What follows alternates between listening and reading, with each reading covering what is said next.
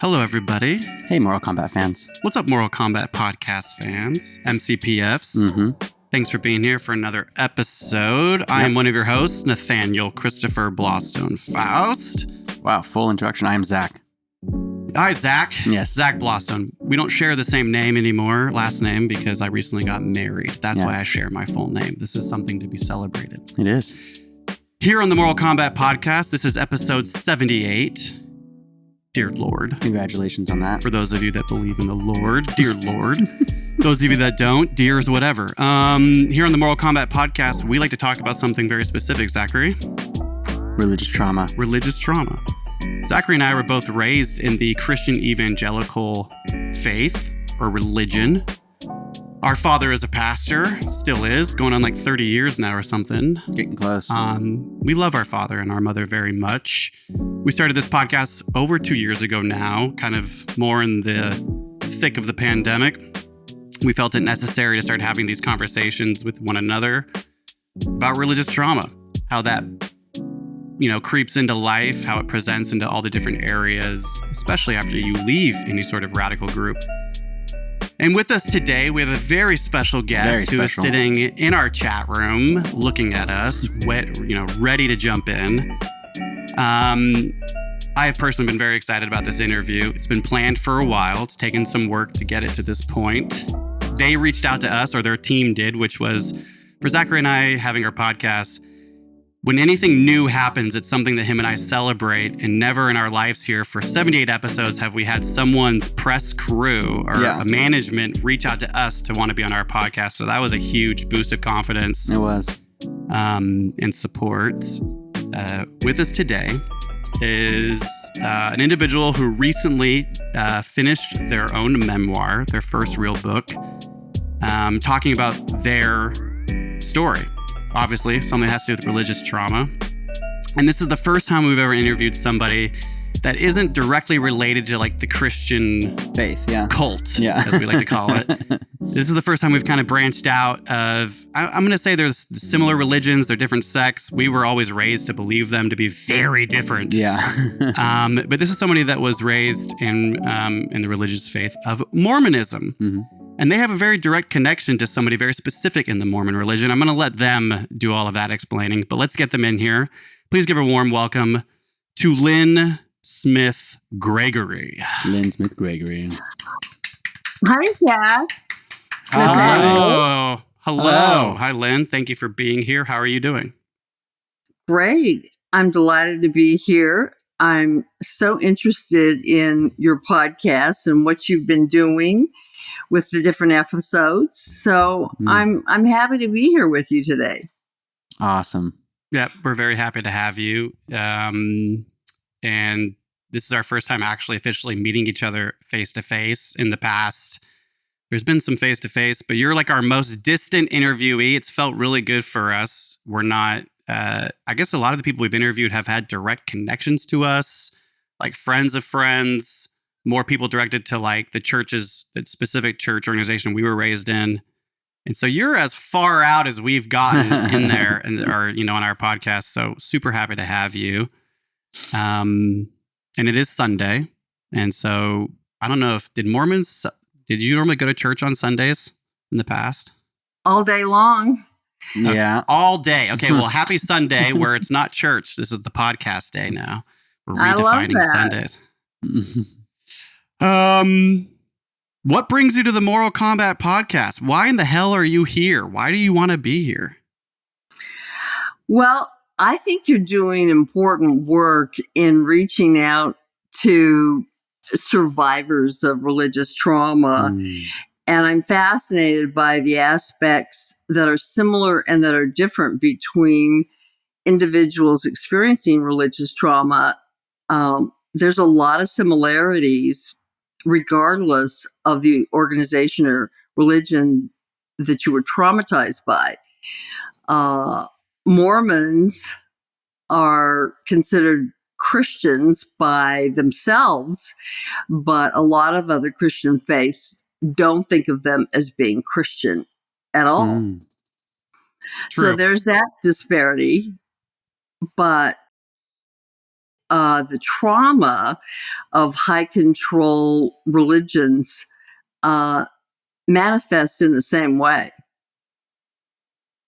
You know, to like exemplify that point, we were raised very specifically that Mormons were not Christians. There was like I remember being like super young, thinking like there was a similarity to Christianity, but Mormons they were the cult. You know, I always thought it was like Mormons are the cult. Yeah, I never thought of us as the cult. It was like they're the cult. it's true. Right? At least that's what we were told. Yeah. Yeah. And of course, I didn't think I was in a cult being in the Mormon Church, especially because of the size of the organization and the fact that I grew up in Utah, where the vast majority of people who live in Utah are Mormons and very familiar with the church. And it was the most powerful religion in the state. So I always felt like the majority. So it was easy to look at other religions as being, oh, that's probably just a cult. But I never considered myself, because of the size and importance in my mind, as a cult. When you say, what do you mean by size? Like, so then like you're a young kid thinking this way? Well, the Mormon Church has 16 million members. Wow.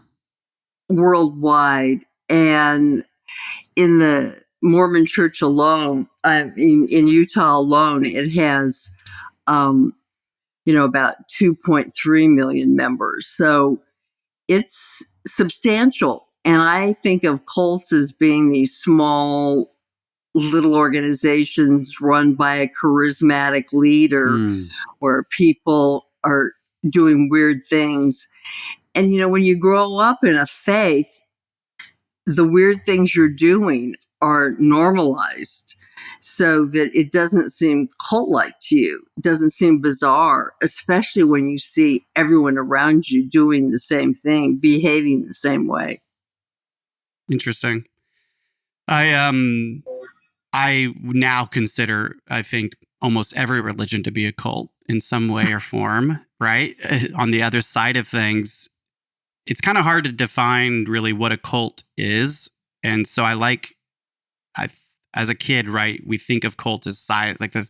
We always are like raised with Hollywood films. Cults are like tiny groups of people like Ted Bundy or these other, right? And then they all die, right? Well, your cult, and the cult you were raised in and the cult we were raised in is succeeding. They tend to kill more than die, right? Like historically. Yeah. Is there a way, could you give me a definition in your eyes or in your experience what a cult is from your experience? I think I consider it the most significant is the high control the leadership of the cult has over its members, the number of rules and restrictions that apply to membership. But there are certain characteristics that I think set cults apart from more tolerant and inclusive religions or organizations. And one is an inappropriate level of authority for the leaders, an inability to question leadership. They're suspicious of outsiders, which is Mormons we were. People who were not Mormons were called Gentiles, and they were the bad guys. And also separating individuals from the family unit and the church becoming paramount over the family, particularly if they were being converted and their family wasn't Mormon as well. And lack of transparency in the workings of the church, particularly when it comes to financial disclosure, what they do with the money, how it's being used, and how your contributions are utilized. And this has been a recent problem for the Mormon Church when it was disclosed by a whistleblower that the Mormon Church had a $200 billion private equity investment fund, which was primarily funded by Mormons paying 10% of their income into the church as tithing, a requirement, not a suggestion, to be able to fully participate in the religion. It's impossible to go to the temple to perform the secret ceremonies and make these covenants without being a full paid tithing member. And people bring their tax records to verify their income. I mean, it's not a subtle thing. It's a very clear cut. We expect 10% right off the top. And when the whistleblower revealed that this private equity fund, the second largest private equity fund in the world, was using these funds not for charity, which ostensibly gives it the tax-exempt status, but to prop up Mormon businesses and purchases, there was a hue and an outcry. So let me just touch back. You said so much there. The three things that you're defining as a cult, I forgot the first thing you said. The second thing that you had mentioned was the church kind of overseeing and taking over like the power of the family itself, right? Whereas, Right. and then the third being the church kind of having control, or if you will, having full knowledge of the financial, background of that said family. What was the first thing that you had said too? An inappropriate level of loyalty to the leaders. Yeah. Okay, Over so it's and like, above. Mm-hmm. right. So it's like the actual family or the leader or whatever, I would imagine the father of that family, right? That's the one in charge as well, seeing how sexist this thing goes. They're the ones that are giving all that power to the church. The church then takes the power and the church then decides what that money does. It's kind of like, Correct. That's the power of what this cult is. You said $200 billion private equity loan. That's a massive amount of money. And you were talking about the 16 million plus Mormons. Was that an international number, or is this just in America No, that we? that's worldwide. I think it's closer maybe to 18 now. The last figures I have on it are a couple of years old. They have, as you know, an extensive proselytizing program.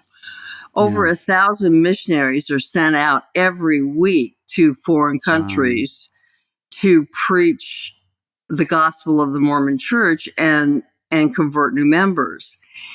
And so it's the second fastest growing religion in the world, the fastest growing Christian religion. Wow. I think people don't really understand the magnitude of the Mormon Church in terms of its power and influence, because so much of it is submerged behind a very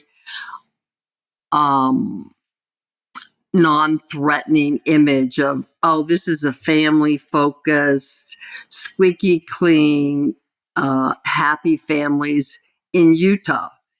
And they don't realize its reach and power. It's also the biggest private landowner in the United States. Oh, I can imagine. Oh, wow. So the most amount of private land owned in this country is by Mormons. The privately owned, yes. Which we know how powerful privately owned land truly is in this country. Okay. Right.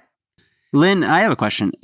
Are there different sectors in Mormonism, or is it just Mormonism? Well, there's mainstream Mormonism, which is very tightly controlled and very tightly run by a hierarchy of white older men.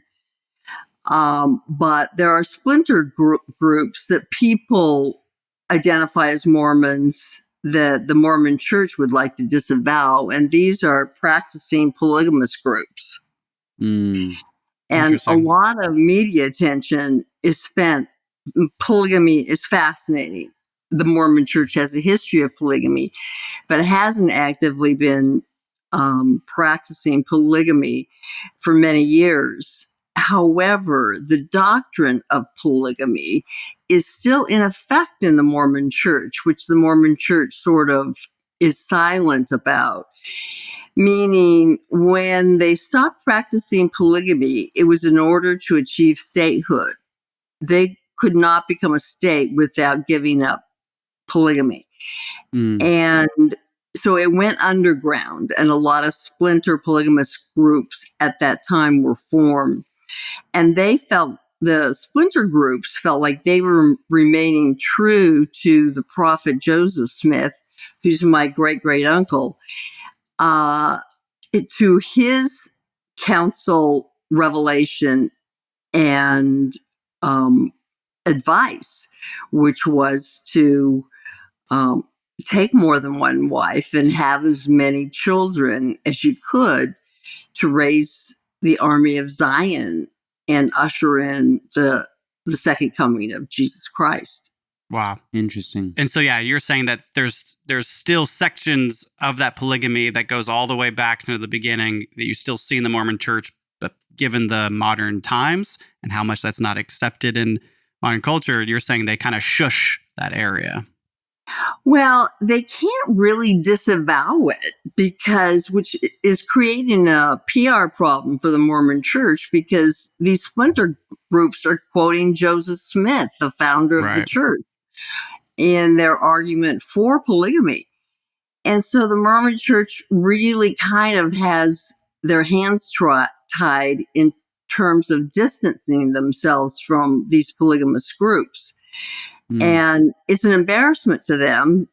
They really would like to be seen as to normalize the opinion of others and them to see the church, the Mormon Church, as a mainstream Christian religion. It's all about normalizing the abuse. Now, does the money that comes into one church per se, does it go to a collective Mormonized organization, or is it church by church base? It is totally up to the very top leader, the prophet, who is currently supposed to be getting revelation from God and who is considered infallible.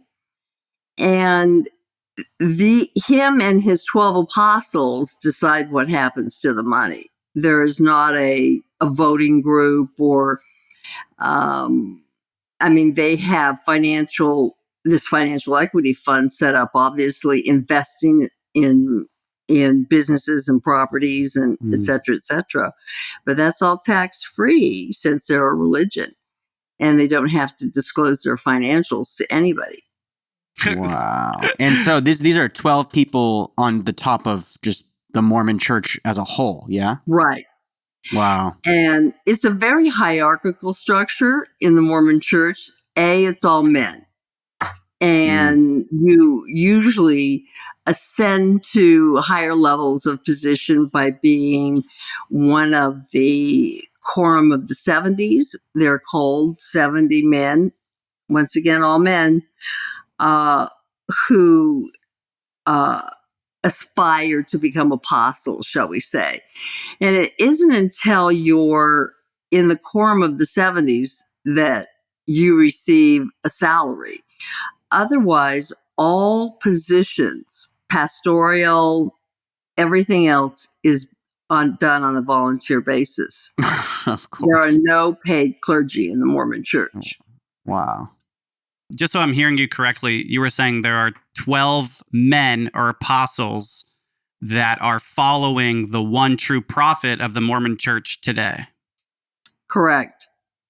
And that was like Jesus and the 12 apostles. So who's the new Jesus? Yeah, so who's Jesus who's today? Jesus today? Who's running it today? Right. In terms of Like who's well, the head prophet? Yeah. His name is Hinckley. Hinckley. Yeah, he keeps a low profile. They just Shocker. and he stays in his position until he dies. So these guys are really old, and sometimes I suspiciously think they are. I mean, because they serve until they pass away. Really, not only out of touch, but might be even suffering from dementia or other old age factors. Their cognitive abilities definitely are questionable at times, which has led to problems. But of course, there is absolutely no ability to criticize or even speculate that this might be the case in the Mormon Church because of the reverence accorded to the prophet. Wow. No, I'm sorry. Are we talking about the most recent debate? No, we're talking about the Supreme Court. Yeah. Wait. Oh, wait. Supreme Court? Wait, hold on. The Mormon Church. There's too many connections.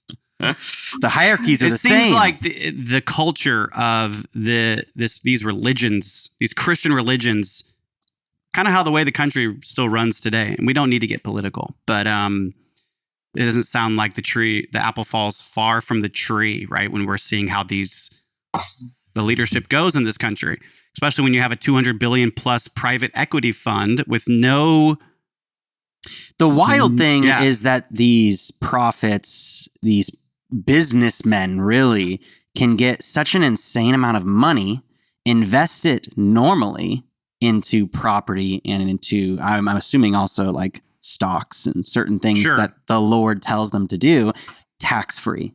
Yeah. And I guarantee you they can take profit tax-free because it's for the church as well, which is just wild when you think about it. So it's almost like the laws were written this way. Yeah. So that this could happen.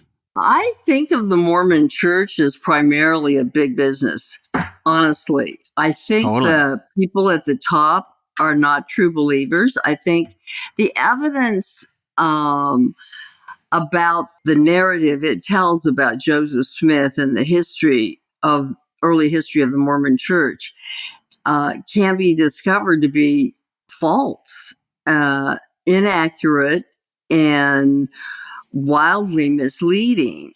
And there's no way these men at the top don't know that. Yeah. And so I think I'm just speculating here, but I think they rationalize it and say,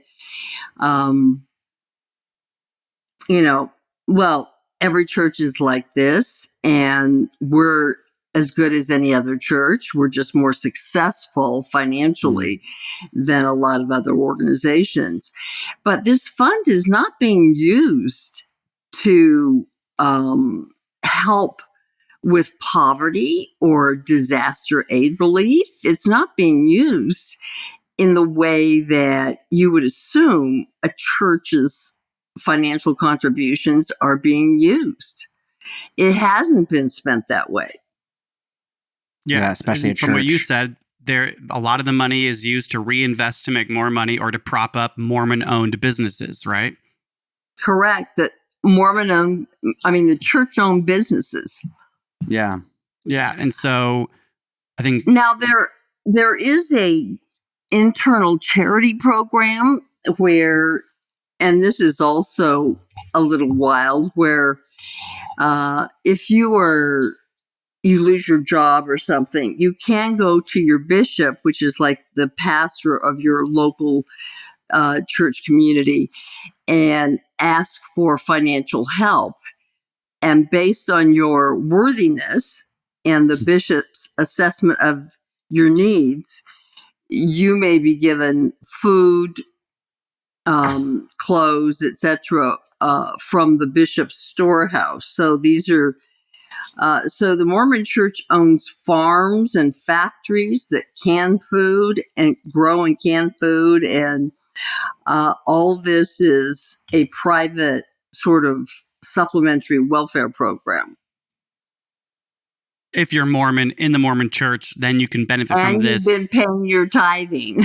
Yeah. And your taxes and your tithe. Yeah. You're a high paying customer of the Mormon Church. Right. Which is, and going to church and no scandals attached to your name. Wow. Yeah, right. Which we'll get into what happens when you break the rules. When I was growing up, just a quick side note, I grew up with a lot of Mormons. I was the president of the Christian club in high school for freshman and sophomore year. So I was like a very religious kid in the beginning, or in 7th and 8th grade, junior high. I went to a school dance with a young girl who was a Mormon. Family was very Mormon, and we weren't allowed to go to the dance together, so we met up at the dance. It was all really funny, and I was like the Christian, radical Christian. She was like the radical Mormon. Their family was so wealthy, right, compared to a lot of like the Christians that were part of the church growing up with us.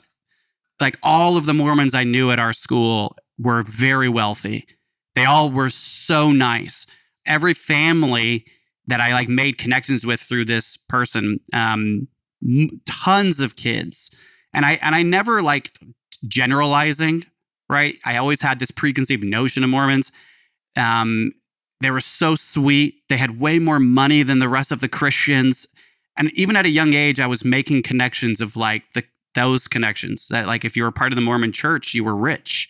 Like, why are Mormons always? It's always something I always thought. I was just making that connection because it makes a lot of sense hearing you say that the Mormon Church supports you in the Mormon Church. And even if you're in a place of need, it sounds like they really prop you up to get back up to the standard, or if you will, that high success sort of like you're talking about. We're the successful religion, right? We're the one that kind of gets you to that. It's interesting. They value success, and they emphasize a strong work ethic. There's a lot of very successful businesses, Marriott Corporation to be one. Wow. But the CIA and the FBI actually have a recruiting program for Mormons, specifically to recruit Mormons. And there's several reasons for this. One, because so many Mormon men have gone on missions to foreign countries and been trained in another language, that is an asset to the CIA specifically. But also, they don't drink, smoke, or have extramarital affairs, which makes that kind of clean cut a lower risk for the CIA or the FBI. God, that's the scariest shit I've heard on this podcast. That is pretty terrifying. That is terrifying. Yeah. But I mean, we've made that connection a lot in our podcast with just how much religion seems to be a funneled process for the military, for everything you just said. For capitalism. For anything. Hardworking, working class people. Yeah. And that's just basically everything you said there. Yeah. Wow. Creepy. Yeah. Let's segue. Because I feel like you're gonna continually update us and like educate us on just how do you want to say, popping the lid on the Mormon Church, which I love. But one of the things you kind of dropped a little golden ticket there earlier about how you had some sort of relationship to, the founder of all this, Joseph Smith. You also have a memoir that you've written. I'm imagining this is about your whole life story, being born, having a direct connection to, Joseph Smith as your great uncle. Go for it. Lineage, bloodline connection is really valued in the Mormon Church. It's a way of being seen as special. And there weren't a lot of Mormons in Utah who could claim a bloodline connection to Joseph Smith. So we were considered Mormon royalty and held up as an example to be emulated. It just meant that we had to be more perfect, more devoted, more obedient, and high performers. Yeah. My family For example, my father grew up in a family of 10, and all of his brothers, he had 6 brothers, and they were all president of their high school student bodies. They all went on Mormon missions. They were all Eagle Scouts. This standard of excellence is just part of the culture. And for us, because of our visibility, it was even more, it was like Mormonism on steroids, I guess. So, my biggest fear was bringing shame to the family. So, I was a top performer and a true believer at the time that I left for college. And my memoir is about what happened after 4 generations of devotion and obedience that I found myself having to leave the Mormon Church because I didn't believe it anymore. And I had graduated a year early from high school. And I was planning to attend BYU, which is the Mormon University in Utah. But I had missed the application deadline. So I went to Utah State University planning to transfer after 1 year. But while I was there, I had taken a class with a professor I adored. He was a creative writing professor. And he found out that I was a believer, a Mormon and a believer. And he challenged me to take the Bible as literature class and warned me that he expected me to be able to defend my faith in class. And I was so naive. I was excited about the challenge. I was going to show him. And so to do that, I didn't go home in between the break between semesters and went to the library, ordered all these books about Mormons and Joseph Smith that had been forbidden to me to read, forbidden for all Mormons to read. Wow. And when I got them and started reading them, I was shocked. The narrative that I had grown up with was so different than what these historic scholars, researchers, and historians were saying about my great-great-uncle and his family, my great-great-grandfather, and the early days of the church, that I was stunned. And this was the first time I understood context for religion. And it was in context that I understood how Joseph Smith became this charismatic figure and developed this idea of a religion. It evolved from his family's belief in visions and magical folklore and spirits. And he was arrested for gold digging. He used to tell his neighbors that he had a special peepstone that he could put in a hat and look at, and it would tell him where buried treasure was could be found on his neighbor's land. And when it didn't happen, he was arrested and he absconded before he was sentenced. But it wasn't that big of a leap for me to see how he took that and then claimed to have found gold plates in a hillside near his farm in New York, and claimed that they were gold plates. That on these gold plates was the history of the ancestors of the Native Americans. Nobody ever saw these gold plates, but he said he had them, and that with a special stone, he could put it in a hat and look into it and translate this ancient record into English. And I mean, I think about it now and it seems so ludicrous to me. But at the time, it was like, oh, wow, that's so cool. Yeah. But understanding context, there was a lot of religious ferment at the time that Joseph Smith started his church. And I only think that the Mormon Church survived as a separate entity and wasn't reabsorbed into the general evangelical movement was because this huge group of people moved and were isolated in Utah, where they remained isolated for the next 50 years, building a church. They called it the State of Deseret. And they felt like they were rebuilding Zion and preparing for the second coming. Wow. But by that time, Joseph Smith had been murdered. He had been arrested for burning down a printing press which I didn't think that was why he was arrested. I thought he was arrested because people were unhappy with what he was prophesying. But he had burned down a printing press that claimed he was practicing polygamy.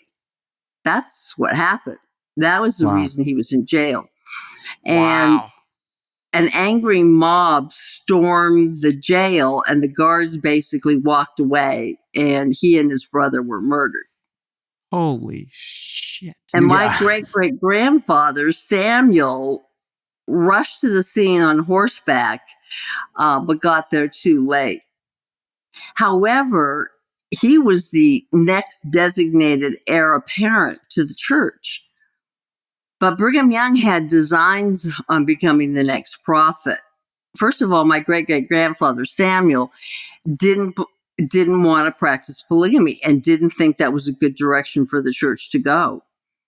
So all the rest of the hierarchy in the Mormon Church, they were practicing polygamy. And when I grew up, I didn't even know Joseph Smith was practicing polygamy. I thought it started with Brigham Young in Utah. But no, he had married 41 women in less than a decade. Oh my God. And so some as young as 14. Some who were already married to friends of his that he had sent away on missions to proselytize and bring in new converts. Wow. And Brigham Young had two henchmen who were notorious for getting rid of his enemies. One was a doctor. And when Samuel complained of a stomach ache, this doctor gave him some medicine, and he just got sicker and sicker and eventually died. So a month after Joseph Smith was murdered, my great-great-grandfather died of poison. Died, yeah. And his wife and Joseph Smith's remaining brother all claimed he had been poisoned by Brigham Young in an attempt to circumvent his appointment as the successor to Joseph Smith, which is why most of the people in Utah are not related to Joseph Smith. This left my great-grandfather an orphan, and he was farmed out to an uncle who then took him west with Brigham Young, and he settled in Utah. But Brigham Young was worried enough about him that he sent him on a mission to establish a settlement in Wyoming because he didn't want an heir to the throne, so to speak, someone who had a bloodline connection to Joseph Smith making waves in Utah. I talk about all this. These were the facts that I was discovering. And Fawn Brody wrote a book called No Man Knows My History, and it's still one of the definitive biographies of Joseph Smith. And it felt like the trap door had opened underneath me. And I was absolutely shattered. The thing that had made me special, set apart, unique was I was so proud of my heritage and my connection. And now he looked like not only a scoundrel, but a con artist, a predatory womanizer, a liar. He cheated people out of money. There was he was despicable. And there was nothing about him that I was proud of anymore. And it left me absolutely unmoored. Wow. It took me a while to kind of absorb what I was reading, but I realized at some point, I think the nail in the coffin was when I found out that he had copied supposedly the special Mormon ceremonies, the rituals, and the ordinances from the Masons. Joseph Smith had become a Mason, and the secret handshakes and the words and some of the procedures were exact duplicates of the Masons' secret ceremonies. Society. And when I found that out, I was like, I can't believe that this is true. The narrative I've learned my whole life. It's just simply not true. And once I saw it, I couldn't unsee it.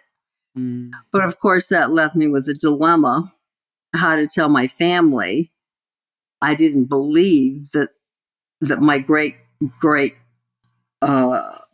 uncle was a prophet of God, and I didn't believe that. I thought that the Mormon Church was a fraud. So, but when I stopped attending the Mormon Church, their social events, going to church on Sunday, going to their religious education program that continues into college, the church came looking for me, and they had people checking up on me, and they knew who I was, and they asked what I was doing, why I wasn't going to church. And when I told them that not only did I not believe in the Mormon Church, but I wasn't even sure about the idea of God. I mean, if Joseph Smith was a fraud, maybe God was just a myth as well. And I think throwing the baby out with the bathwater is something a 19-year-old can do easily. Yeah. But at the time, it seemed like a reasonable leap to me. And so I defined myself as an atheist from that point on, causing a lot of heartache to my family, because I knew they were going to go back to my parents and tell them I wasn't attending church or Mormon education program. And so I let my parents know, and my mother was absolutely devastated, tried to convince me that I was throwing away my eternal salvation and that I was now the reason the whole family wouldn't be together in heaven. So I knew I was breaking her heart. But she elected to believe that I would return to the fold one day. And I think the denial kept her going. My father had a bigger dilemma on his hands. We were very close. He held me up in the family as the golden child, the one on the pedestal who could do no wrong. And suddenly I was the one who had left the church. And he had always pointed me out as the example to follow to my younger brothers and sisters. And now he was kind of caught between a rock and a hard place. And he basically advised me to rethink my position clearly, and not make any hasty decisions. But essentially from that point on, I was persona non grata in my family. They didn't disown me. They didn't cut me off. I was on my own, financially independent anyway, and I didn't take any money from them from that point on. And I finished school, college, but I knew I was bringing shame to my family by staying in Utah. I was an embarrassment, and there was no place for me in a Mormon state. So I left and sight unseen moved to New York City. And as something only a very young person who is naive can do. And, you know, after a white Wonder Bread diet in Utah, only seeing other white middle class or upper class Mormons, moving to New York City was a shock. Yeah. And to put it mildly, but I thought I could just shed my skin and lose my old Mormon background and emerge shiny and new as with the anonymity of New York City that it provided. But I found that I couldn't outrun my past as easily as I thought. When we are indoctrinated from birth, you absorb that we're held hostage by the early reality we have as children. And until you unpack it and deconstruct it, it runs the show. And I made a list as an atheist of and prioritized all the things I'm going to do as an atheist that I could not do as a Mormon, and systematically went through and was checking it off. Drink alcohol, smoke a cigarette, swear, have sex. And so I was in New York City in the 80s, and it was awash in booze and cocaine. Yeah. And I went from being a good little Mormon girl to partying at Studio 54. Yeah. So it was quite a transition. But as much as I tried to escape my past, I couldn't. I felt lost. I didn't feel like I belonged anywhere. And it was before the internet, so I couldn't find other people like me, other Mormons who had left. I didn't know any Mormons in New York City. Nobody had even heard of Mormons practically. Wow. And I would get questions like, is it true that Mormons have horns? And other things. It was remarkable, which was a real eye-opener for me. But I felt the old tapes play whenever I made a decision that was against my early training. I would feel shame and guilt, even though intellectually my head told me, you don't even believe that, Lyn. Why are you letting this bother you? It was a visceral kind of reaction. And that's why I sought help. I went to a therapist and tried to describe what was going on. And while she wasn't trained in religious trauma, it was still helpful to have the support of someone to help me take a fresh look at all the assumptions and beliefs that were ingrained in me. Age? Sorry to interrupt you. What age were you at when you first went to therapy for help? I was about 28. Okay. So at least like a decade. A good amount of time with you trying to deal with it on your own. Yes. I did. And it wasn't until my anxiety, and I would call it existential angst. I mean, I was like saying, well, what's the whole point? I mean, if this is a random universe, and what does it matter? Are there any rules? Where's the rule book? Where's the guide? I was really lost. Totally. Yeah. So and started drinking and partying too much as a way of escaping the incessant perfectionism that was so deeply ingrained in me. And as I was starting to spiral, I realized I needed help and sought professional help. Yeah. Yeah, it's like looking in a mirror. There's a lot of similarities to mine and yours. You know, that age, it's the same.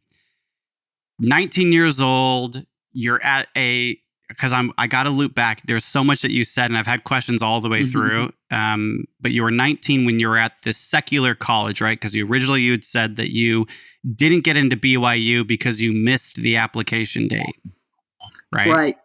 Which is fascinating to me, that these mistakes we make in life end up leading to our salvation. And that professor, yeah, right. And so that professor that challenged you, and you being that perfect Mormon, you were like, bring it on. That's what kind of like, it was the challenge that somebody pressured you with, and you were like, I'm going to figure that out. At the age of 19, you're sitting in that library by yourself, and you're sitting there, if you can remember, the level of denial while you were reading this history from these like books that were otherwise you were not allowed to read, right? Which is just the history. What exactly did that feel like, confronting that reality then, right? Before trauma hits or whatever? I mean, how traumatic was that? Can you remember at that young age? Were you in denial? Were you like, did you refuse the information at first? Well, yes, I tried, but it was documented. I mean, these were newspaper articles, first signed affidavits by witnesses. It was really difficult to refute the facts. And I was shattered, really. I don't know how to, and I wasn't even angry yet, because that came later. You know, when I felt betrayed by the people who told me a different narrative and that I had been lied to my whole life, then I started feeling angry. But initially, I was shocked that part of me still wanted to believe. Somehow, in spite of what my head was telling me, this is true, these are facts, this person has no motive to lie about the church. They're obviously not sent by Satan to try to lead me astray. This is just innocent bystanders who are reporting on the facts of history. And I realized I still wanted to believe.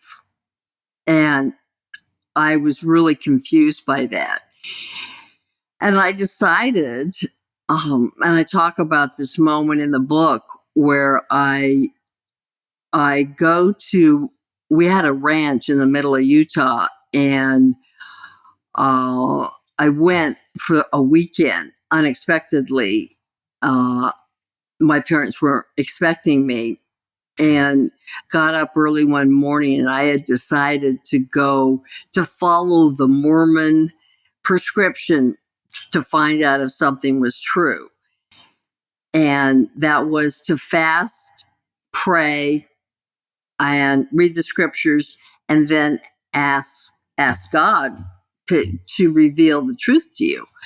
And so I figured I needed that closure. And so I saddled up my horse and rode off into the hills. And I got down on my knees and prayed. I said, I need to know if the Mormon Church is true. And silence. Crickets. Crickets. And I said, I mean, is there a God? Or if you're out there, I need to know something. And I wasn't expecting a burning bush, but I was half expecting to be struck by lightning. But I wanted a feeling, some sense that there was something bigger than myself out there.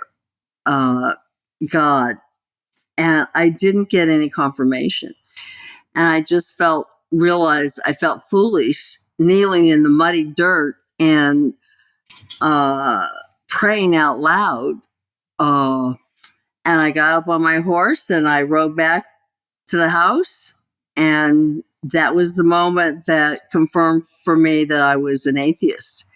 And I was terrified of losing my family. I knew I would lose all my Mormon friends. Were the only friends I had.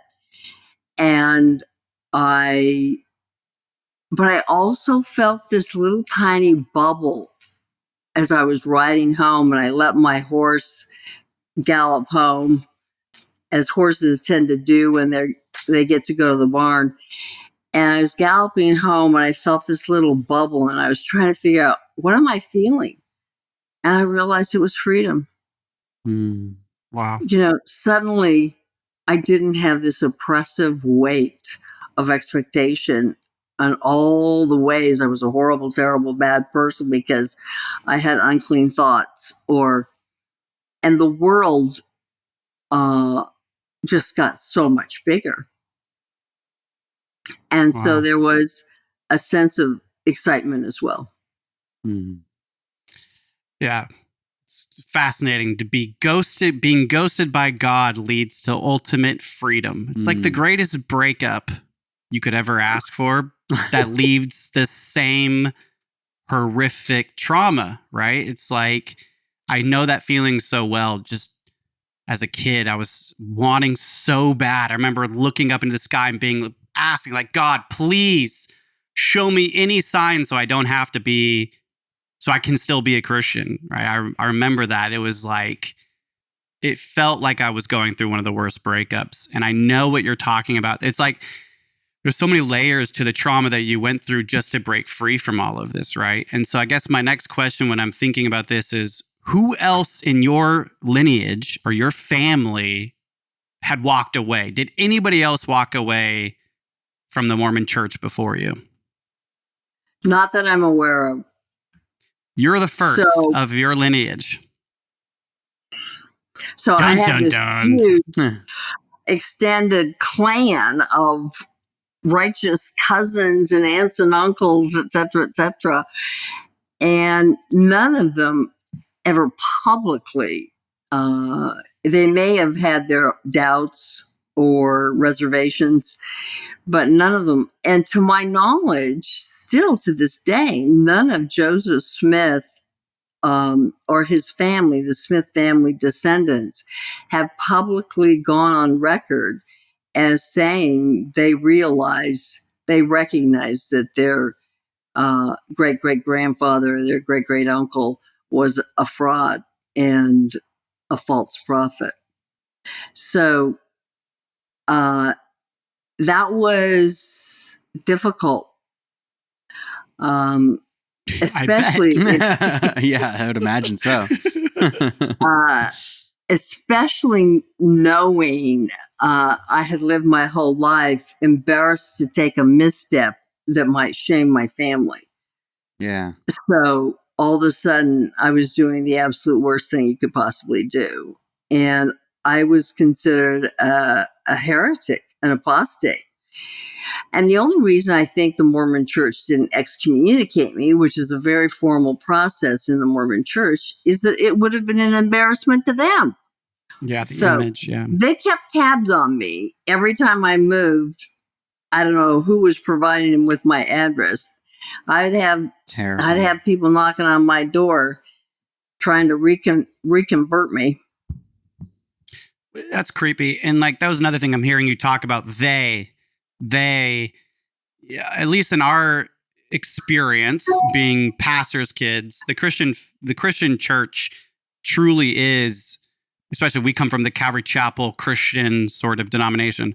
They all know each other. They all talk with each other. Like one of the things I always say is all of the Calvary Chapels in our county know that we have this podcast and we're part of their prayer chain, right? Like pretty quickly too. And so we're very familiar with that feeling of everyone knowing everything about our lives because we're the pastor's kids. But it sounds like for you, like the difference was when I took my parents out to tell them I wasn't a Christian, it was this formal thing. I took them out to dinner.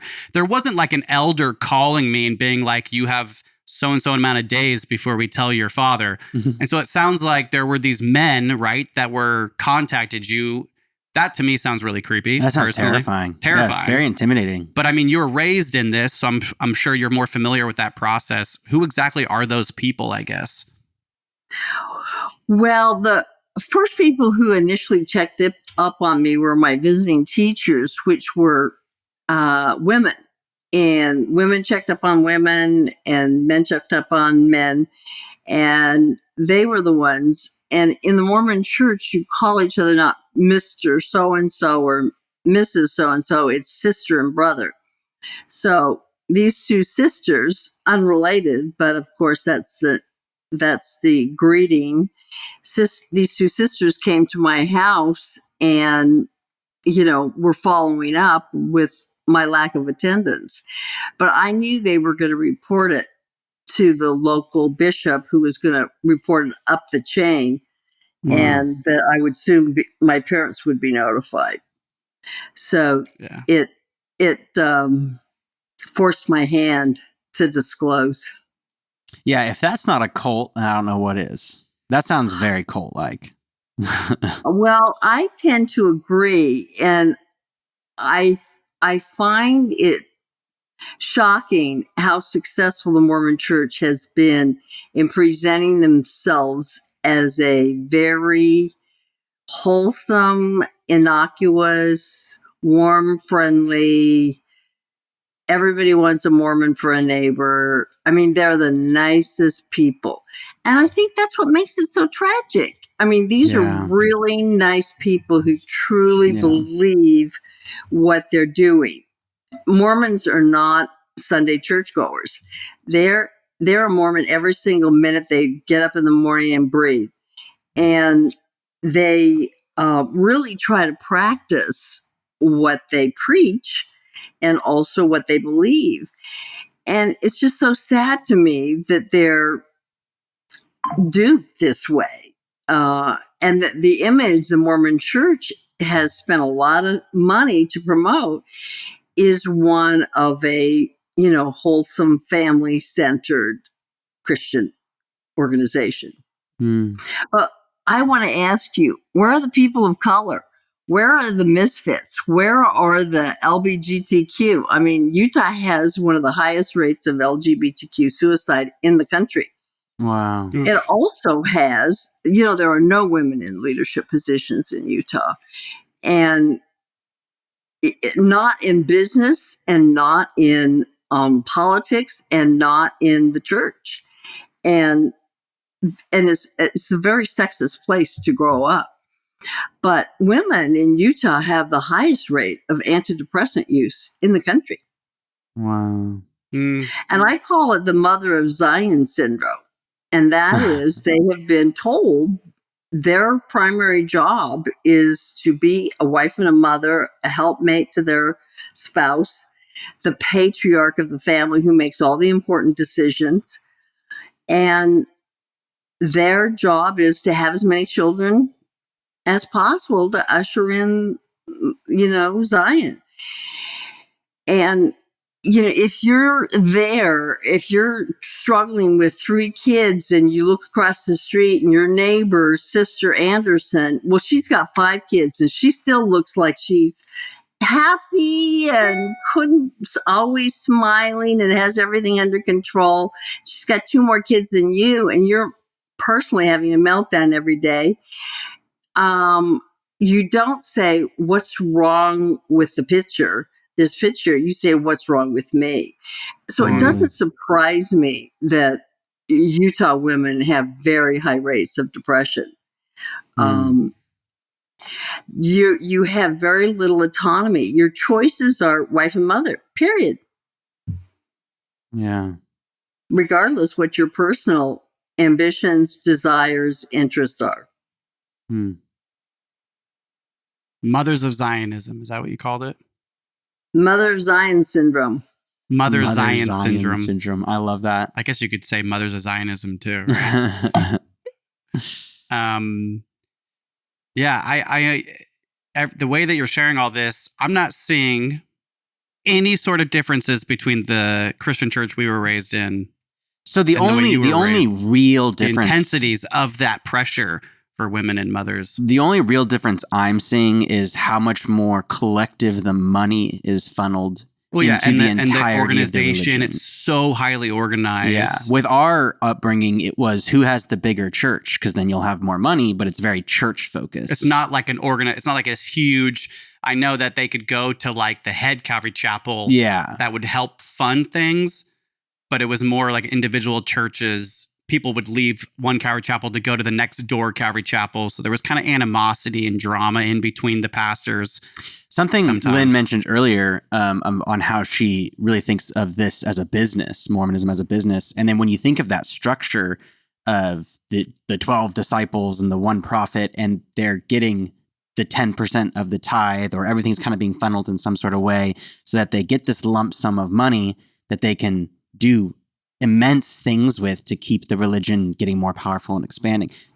It's fascinating in a very terrifying way. It sounds like the Emperor from Star Wars. Dude, totally, 100%. Sounds like which isn't much different than a lot of the Western religions 100%. That we see. Yeah. There's always somebody in charge who's making all the decisions that nobody has a checks and balances over. Nobody has any idea what the tithing money for each individual Christian church is being used for. No. It goes into that box that nobody has the key for, and then it gets distributed otherwise. Yeah.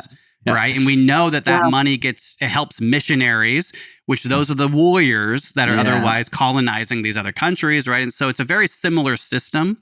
It's just so much more highly organized in the Mormon Church. So organized. Yeah. It's fascinating how organized. Yeah, very hierarchical. Yeah. You know, the ultimate control, it all rolls up to one guy. Yeah. And by the way, in the Mormon Church, missionaries fund their own missions. So they're not even getting help from the Mormon Church to go. Really? Oh. So they're just zealots. They're just like, I'm putting my own money for this. Really? I did not know that. That's a pretty big difference. You see, in the Christian church, we see a lot of ex-drug addicts, ex-prisoners, the misfits, right? You called them. Where are the misfits? Well, in the Christian church, the misfits are the ones that are shipped off to other countries to be missionaries. Yeah. And they're funded, right? Wow. Because it's hard to find work if you are an ex-convict or if you have drug addiction or whatever. But the church will take you in and pay you a little bit of money to help be a youth pastor or to help be a missionary, right? So that's one way. It's cheap labor. Yeah. Right. Mormon Church figured it out. They're like, don't even pay him. No. Yeah. It's a big business. Follow the money, as they say. Yeah, no, seriously, follow the money, which I think, like what you're explaining, it does get really blurry and then it drops off and we have no idea where this money is going and how it's being used by these people in charge. Right. So then you're sitting in this library, you're 19, you're having all this denial, you're wanting it to not be true. It is true. You confront your mother and father. How did you tell them? What did you do? Take them out to dinner? Did you go out for a cup of coffee? Or I guess you guys didn't have coffee. Sorry. Right. No coffee. No alcohol. No coffee, tea, Coca-Cola. I didn't have the chance to even get home. I knew I needed to call them. So this is back in the days before cell phone. And I was always making my Sunday call home. And I had to call home, and I talked to my mother first, and then I talked to my dad. And like I said, it rocked their world. I was the last of their children they thought would stray.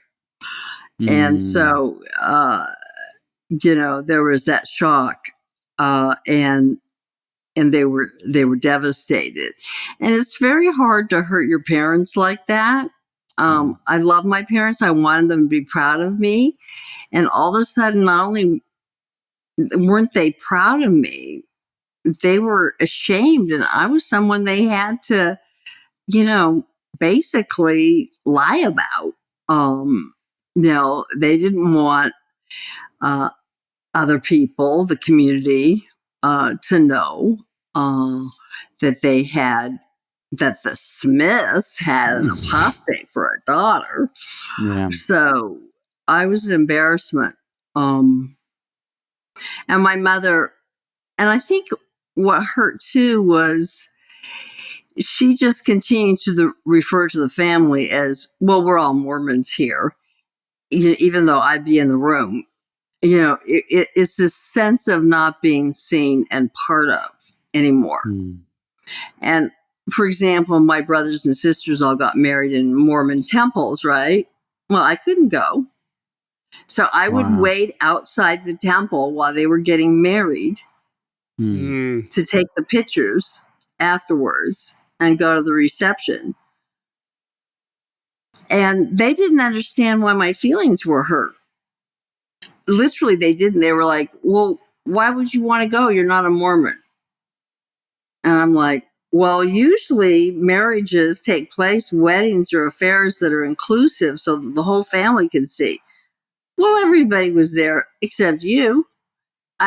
It was hurtful. Yeah.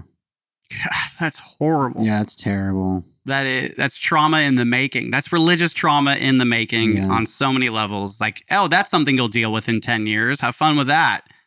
Right. And just normalizing the segregation. That is one major difference I've noticed in my experience, right? When I left is I've saw this happen. Mormons would be excommunicated, and guess where they would go? Our youth group. It's true. Right? Really?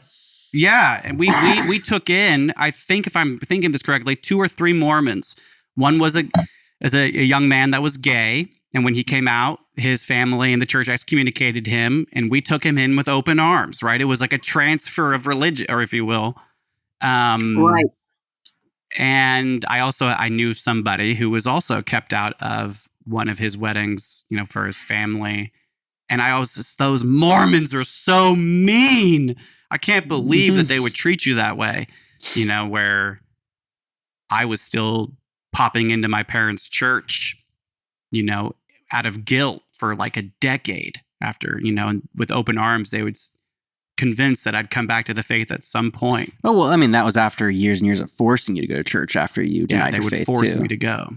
That might be another difference of like, you will believe, you will be forced to believe. Yeah. Kind of like how you said your mother was like, we're all Mormons here, right?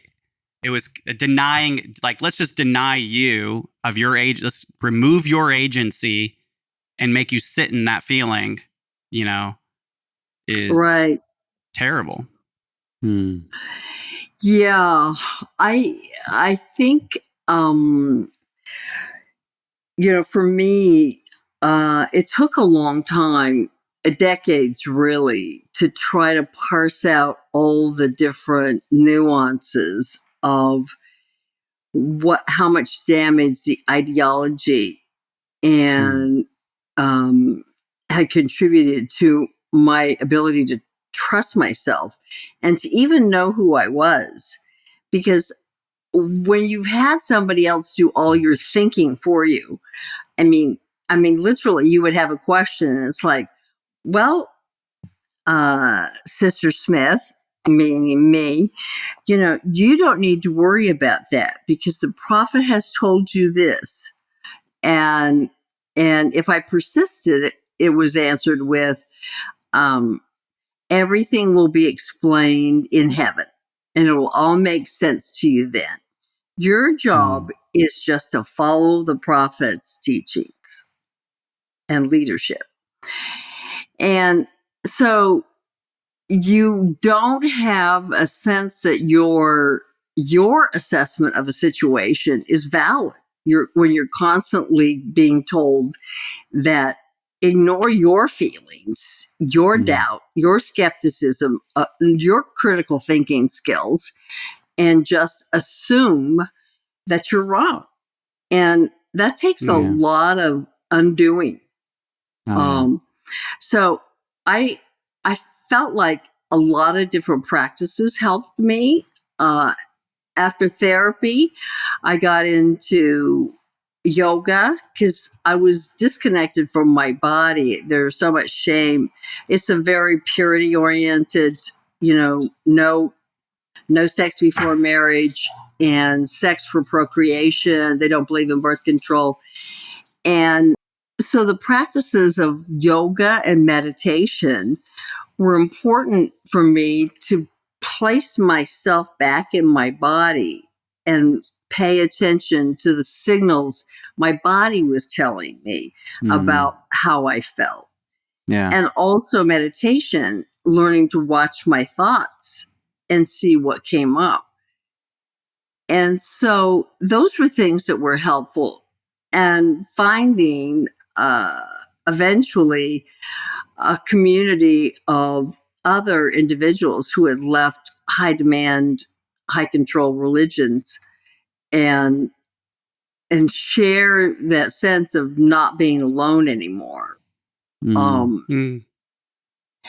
I also was able to stop treating my family as a unit and reached out to some of my sisters. And that was more helpful one-on-one in terms of trying to deepen the dialogue and have something other than just a superficial conversation. So therapy, which started at the late 20s, is when you actually got into, and this was, the 80s, or now you're in the 90s, in the 80s when you started therapy. So religious trauma, that term wasn't even really brought into therapeutic conversation until the last decade. 30 years later. Yeah. So in therapy back then, in your late 20s, how was religion, are you somebody that considers yourself somebody that suffers from religious trauma, for one, right? Do you still consider yourself somebody that suffers from religious trauma is my first question. And second, how did you start to figure that out? Or when did that reality of everything we're talking about, how did it become more of a part of your life as, in your healing journey? Right. Well, initially, the issues I had were more family oriented, like my overbearing, patriarchal, authoritarian father, who I also adored because he was the one who had all the power in the family. And my helpless, powerless mother, who I blamed for not protecting me from him. He was physically as well as verbally abusive. So initially therapy started from that point of reference. And then I started to realize that my mother was a victim as well. And I started looking at the larger picture and realized she was playing out the role that had been prescribed to her. She had given up her dreams to get married at 19. And so it was something that came to me gradually. And I didn't really even label it religious trauma until the last decade. Right. Yeah. That makes sense. I just had a lot of anger at the Mormon Church for what I felt like robbed me of my sense of self. But I wouldn't have used language that would have said religious trauma, but definitely that's what it was. Totally. So then during these years and years, right, of therapy regarding parental trauma, familial trauma, all of these things you're working on, did you see a big jump in your healing or a big jump in your awareness of self when these terms or when religious trauma became more well known? Did you see changes in the way that you were viewing your history or just yourself in general? No question. Which talks to the need for the specificity of religious trauma therapy. Yeah. Because accurately labeling something, the clarity that brings, oh, I see now. It's also a way of understanding that your situation is not unique, that this is what happens when you are part of a high control organization or religion, a cult. This is the kind, it started when I I got a degree in journalism and psychology, but I remember being fascinated with brainwashing and groupthink. And even then, I was starting to make the connection between the psychological aspects of my upbringing and how that played out in psychology.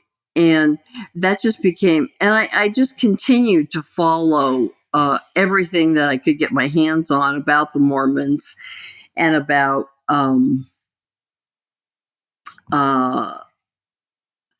the religious trauma from other groups and cults. And of course, there were several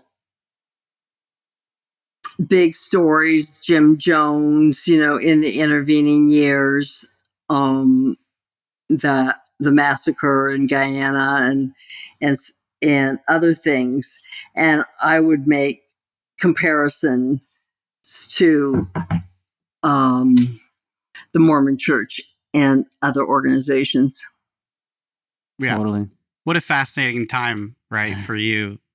You just said that By you have a degree. By the way, I think I misspoke earlier. Hinckley was president, but the new president is Russell Monson. It's okay. The more names we get on to blow the lid on this shit, Russell the better. Nelson, anyway. Yeah. Russell Nelson's. But sounds like the emperor. Hinckley was the one before him. Something fascinating that you said, Lyn, that you said was told to you as a young adolescent being raised in Mormonism is that some of the questions, some of the critical thinking you might have already done, you'll learn when you die.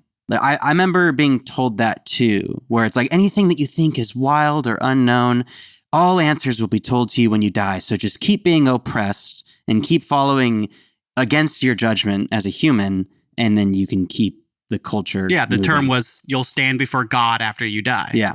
Like, how do you know that to be true? The response is you'll stand before God and know the truth. It's such a cop-out. Well, what if God isn't real? Well, you'll stand before God and every sort of thing that you can say against the religion normally can lead to that. Well, you'll stand before God after you die and answer for all of it then. And that kind of lets people off the hook. Yeah.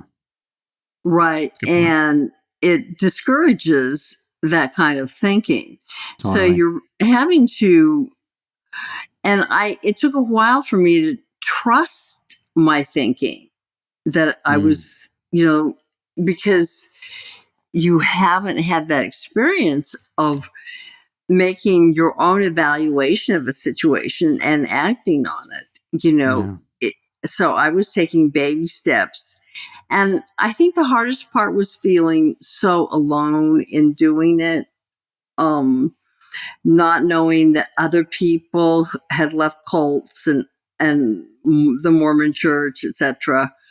I knew they existed, but they weren't in New York City where I was. And I spent the first part of my time in New York City trying to just outrun it, move away from it, dismiss it. And then I would get triggered again by a situation. And it's interesting how long it takes to really let go of really ingrained indoctrination. I went to see the Book of Mormon play when it first came out in New York. Are you familiar with that? Yeah, of course. I've never seen it. I've never seen it either. Because I just, every time there's been an opportunity to see it, I didn't go, but I've wanted to go see it. Were you triggered when you went and saw it? And I was shocked that I was triggered because I've been out of the church for decades. But I went to it, and it's a good-natured poking fun of some of the more far-out belief systems that the Mormons have. And everyone around me in the audience was laughing uproariously. And I didn't find it funny. And I realized that a part of me was reacting to them. They're laughing at something that is sacred. And I couldn't believe I was capable of that thought. Wow, yeah. But it disturbed me to see that the Mormons were being laughed at. And I had to finally pull that thread and realize on some level, deep, deep, deep down, I must still identify as a Mormon. I'm not sure I'll ever get past that completely. And so I had found it disrespectful. It could also have the impact of how important that religion is to so many people. It was so important to you. It's so controlling. It was sacred. So sacred, yeah. And then so you watch people laughing at it, and you're like, stop laughing at something that is incredibly sacred to my entire family, to my whole lineage. Yeah, totally. That's very true. They were making fun of some of the more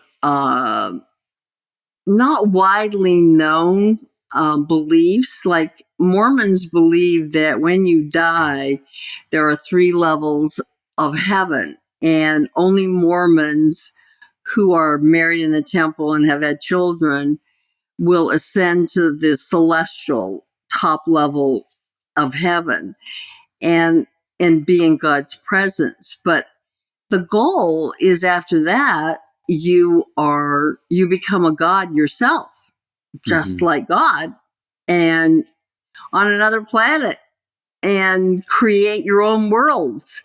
And that's when polygamy comes back into play, because you'll have multiple wives in heaven and populate, whatever worlds you create and design. Yeah, and we've known that since we were little kids. I feel like I don't remember when I knew that, but I knew Mormons when they died, they were gods with multiple wives. I remember always thinking that. What did they say? Because I know what our Christian upbringing says. What did they say the women's job is in heaven? What is your reward if you were a good Mormon? Well, that's just it. I mean, you're one of many wives, for starters. And I don't know how modern Mormon women deal with the fact that they're looking forward to a future of sharing their husband with multiple wives. I mean, that certainly wouldn't be my idea of heaven. Yeah. So I don't know, how they wrap their brain around that. But their job is not one that's even explained. It's so male-oriented and patriarchal in nature and for example, in the Mormon Church, they never talk about a mother god or your mother in heaven, and so you have a male religious figure, for starters, that you're supposed to emulate, which is screwed up if you ask me. No, totally.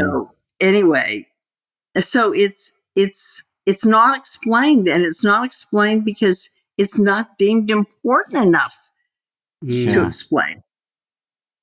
It's this idea of femininity is ripped out in the Mormon religion. There's all forms of femininity are gone, and we're going to replace with all forms of toxic masculinity. Go, even after your death, you shall. And I think you asked the question, how could a modern Mormon woman, deal with that today? Well, when you rip agency from somebody from birth, do they even have the ability to know? Right? Yeah. Fully. Exactly. And I think that's why the depression rates are so high. It's unconscious rage. And it's so sad. And I'm making connections to our own personal experience and our lives right now with everything you're saying. It's actually very powerful because we're experiencing that in our own family right now. Speaking of family, I'm interested. Do you still have a relationship with your brothers or sisters or anyone at the moment? Yes. There was a crisis in my family, and I talk about it more in the book. But that led our family to get family therapy. Oh, wow. And I realized that in and of itself is such an anomaly. That everyone in the family would choose to participate. And we all showed up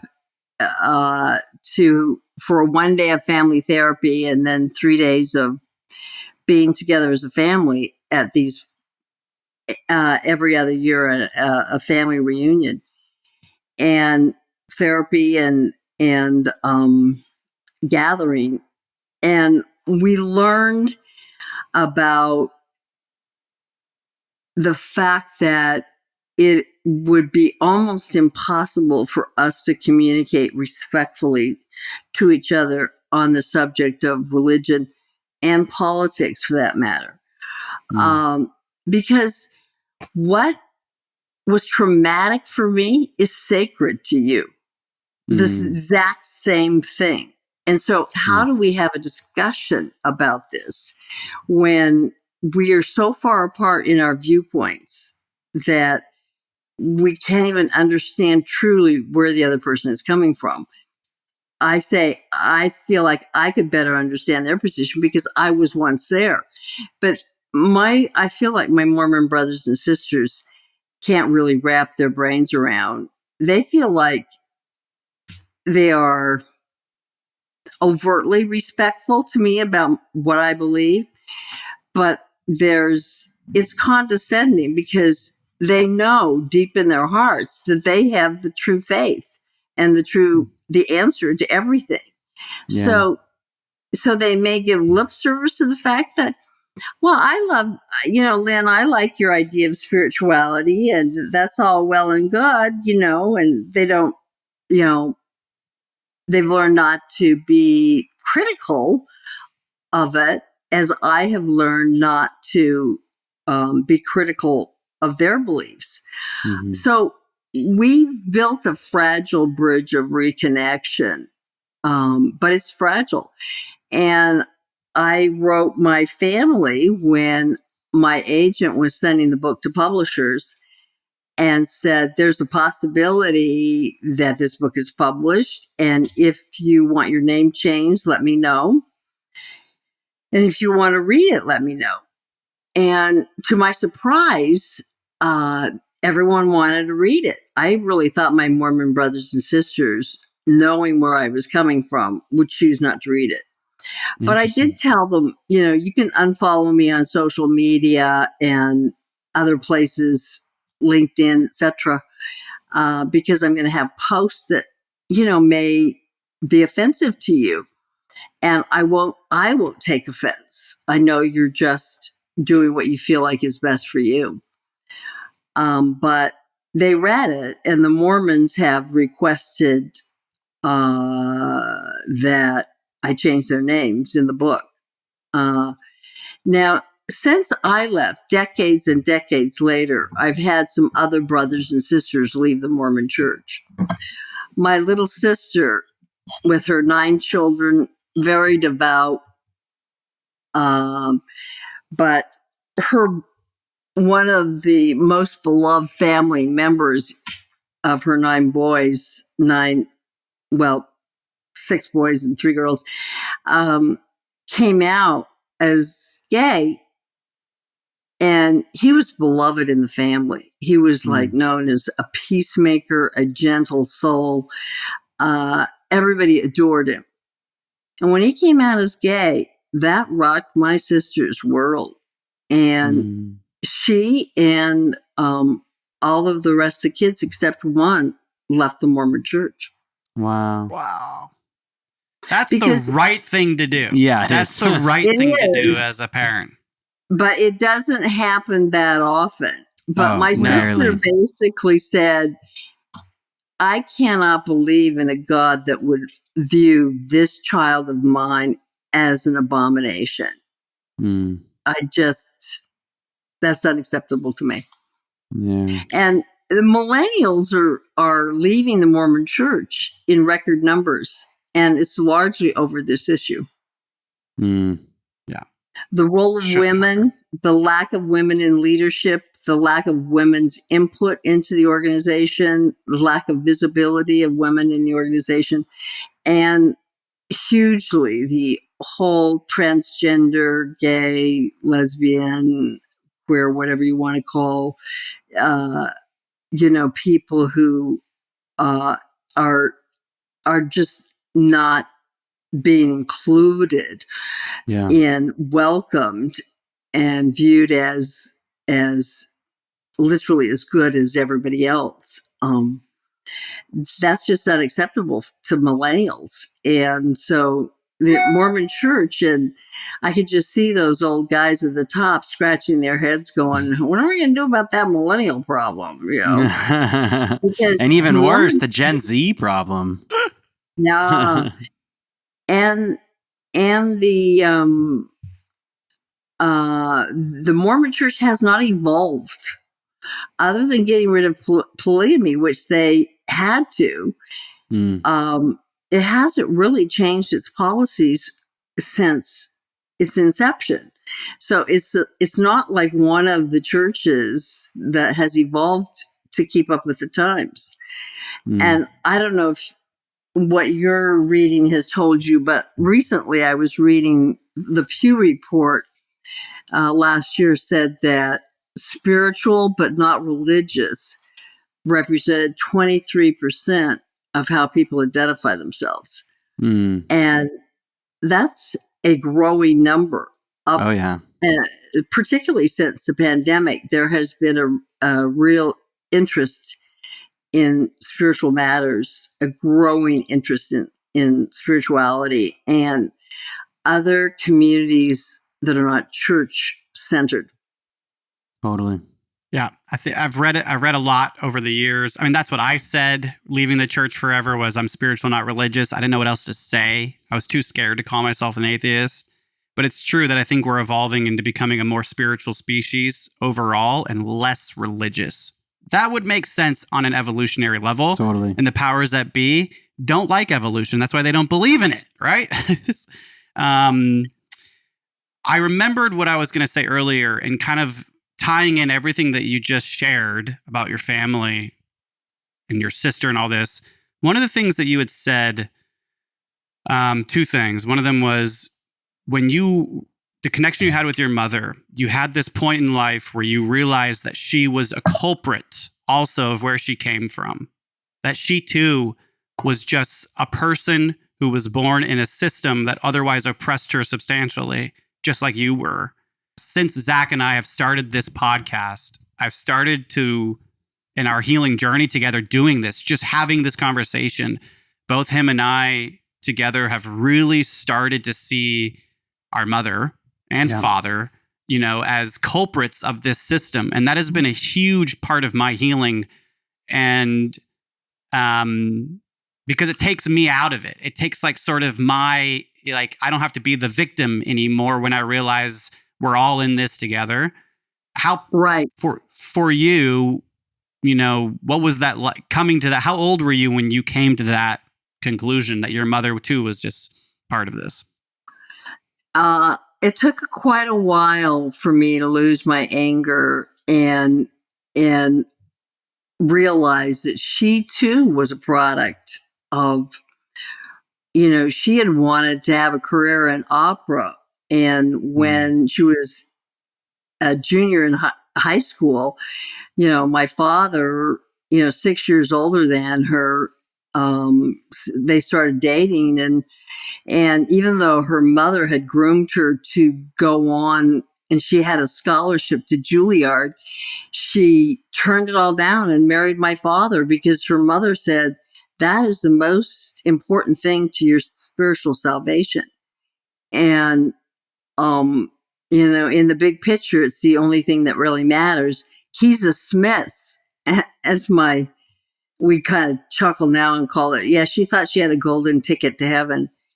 But, so I realized that she had lost out on all of her dreams and that she had been raised, even though groomed by her mother to have a career as an opera singer.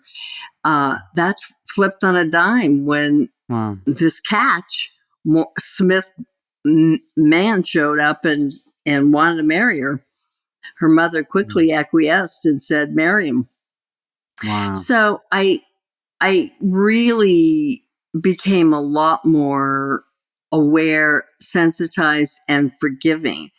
And my mother and she just died last year at 89. So yeah, but the last I'd say 20 years, we had a wonderful relationship. Oh, that's beautiful. Yeah. And I'm really, really grateful for that, that healing. And my father and I as well. Oh, cool. Wow. That's really, really cool to hear. Yeah. And part of my memoir is about the fact that estrangement is different in everybody's situation. There's toxic estrangement. There's just estrangement. It's a continuum. And as long as it's not toxic and there is a willingness and a desire on both sides to try to find some common ground, I think that estrangement can be healed. And I think my message is one of hope that regardless of how far apart you are in a family on your religious or political views, for that matter, there are ways for you to be a family. And we figured that out. And even though it sometimes feels very tenuous, fragile, we're going, the sibling reunion, we're going, because both of my parents have passed, to Panama in February on a sibling reunion. And we won't discuss religion and we won't discuss politics.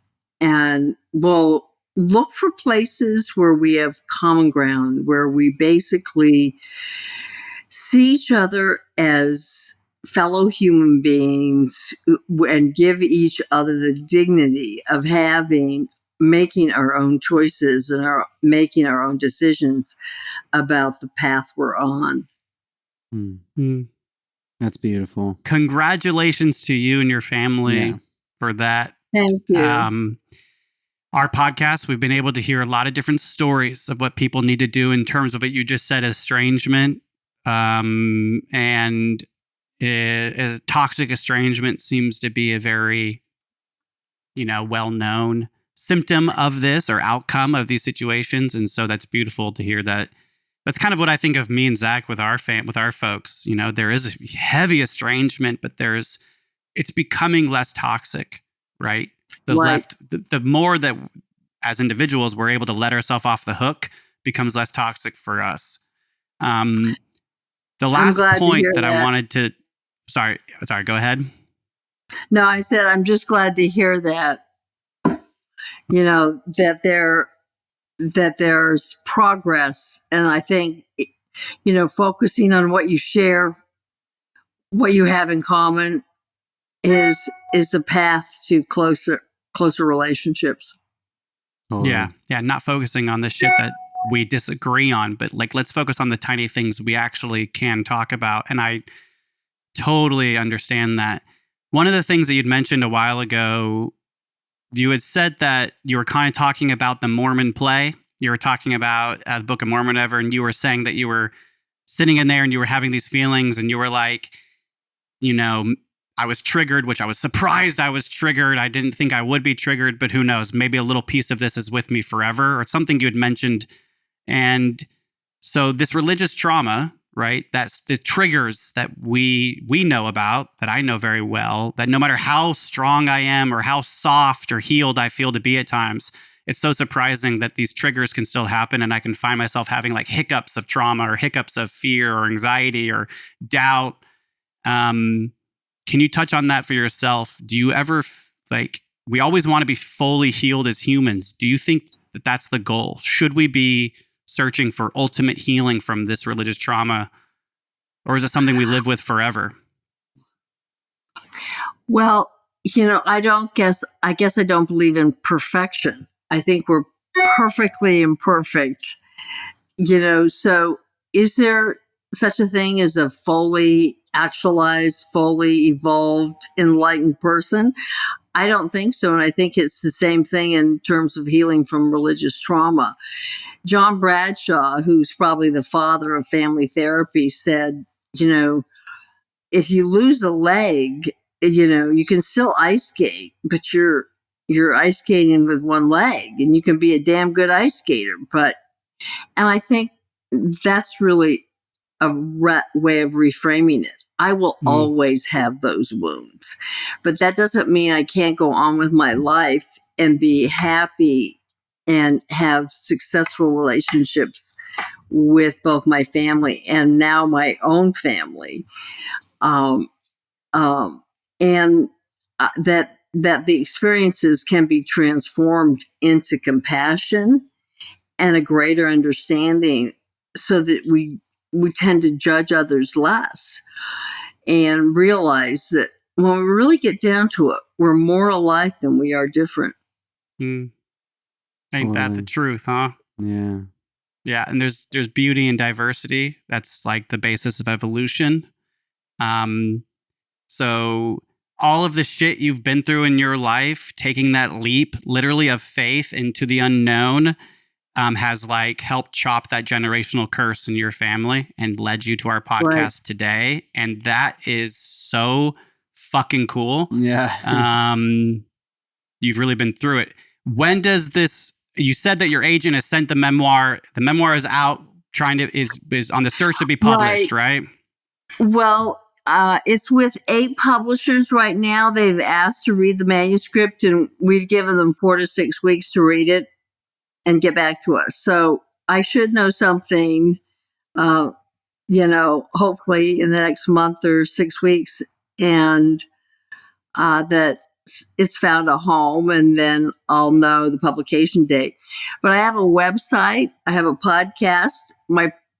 I'm a guest on podcasts. I have a blog, Heretic Survivor, From Mormon to Me. And that can be found on my website. And it's just lynsmithgregory.com.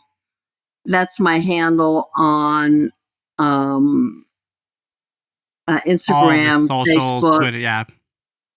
LinkedIn. And then you said that you do have a podcast, or you've been on podcasts? No, I've been a guest, but it lists all the different podcasts you've been on. Well, I hope we make it on that website for sure. Is that the Heretic? Is the Heretic Survivor From Mormon to Me the title of your memoir? No, my memoir is titled "We Were Smiths: Escaping the Shadow of Joseph Smith's Mormon Legacy." Oh, spicy. Love it. Spicy. Yeah, so when you Google that, it should come right up. Yeah. I would really hope that your team emails us or sends us a copy when this all happens, so that we can have it up in our studio for you. And we'll can put it in the back on the guest cam. Yeah, we can put it in our guest book counter. And then also, I would love to read it. Do that. I have your email. We'll stay in touch. I'll let you know if and when it gets picked up, and what the publication cycle is going to look like when it will be released. And also,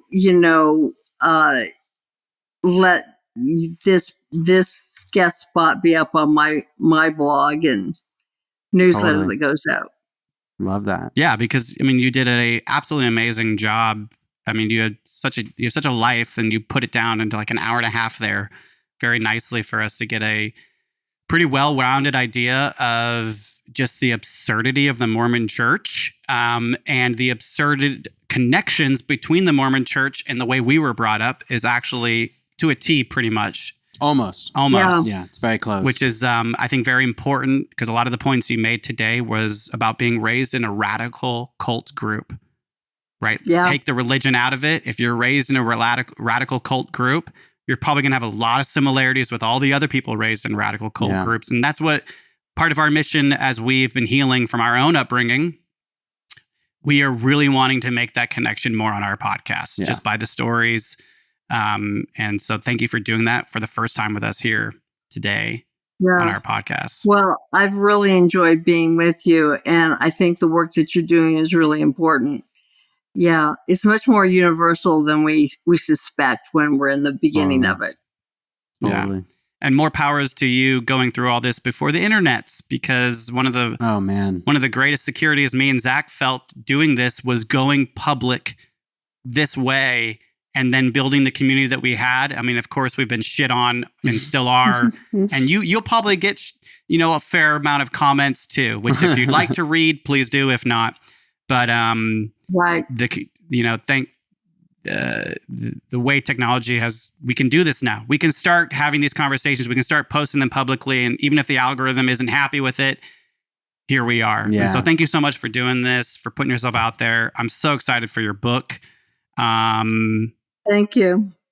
We have one more question for you. Yes. So to all the other kids or adults, what have you, that are struggling either in Mormonism, Christianity, Islam, Catholicism, what have you, are battling their faith, maybe suffering from some severe religious trauma, do you have any advice you could give them to help them through this time? Well, I would say seek support and have patience with yourself. A lot of gentleness and compassion. This is sometimes a journey that's 2 steps forward, 1 step back, and it takes time. And so just be gentle with yourself, be as compassionate as you possibly can, and get the support of like-minded individuals and professionals who can help you unpack it. Wow. Beautiful. Be Love patient with yourself. Yeah, that's like the key. Yeah. Don't rush anything. Trust the process, which is the rest of your life. It's a process. Which is a gift of celebration, baby. Every day is a celebration of life. We should be actually feeling that. And for some of us, I think for all of us, but for some of us raised in radical cults, you have a lot of work to do. I love that analogy of being a one-legged ice skater. It feels like that some days. Totally. It's just like, well, keep skating, figure it out, Don't do it alone. It's nice if you have other people holding that one leg up as you're going down the ice. Yeah, 100%. All right, well, thank you so much, Lyn. I've really appreciated your energy. You're really wonderful and amazing. Thanks for reaching out to us, and I'm so happy you found us. And I really look forward to building our connection and maybe having you on again in the future after your book is out. Oh, totally. And you've done many, many more podcast circuits. We'd love to bring you back to talk about how your book is doing, how you have evolved from this process of going public, because we have found going public with our own stories is like what a therapeutic process that's been, shockingly. And so here you are doing the same thing, and that's very powerful. Yeah. Well, thank you. I appreciate that and your support. Yeah. And I've really enjoyed myself. Yeah, us too. Well, thank you everybody out there in the YouTube, Instagram, TikTok, Twitter, wherever you're watching this. Thanks for being here at the Mortal Kombat Podcast. This has been episode 78. I am Nathan. I'm Zach. And we will and this is Lyn Smith. Thank you again, Lyn. And we will be back in a couple weeks. Bye, everybody. Bye, everyone. Bye.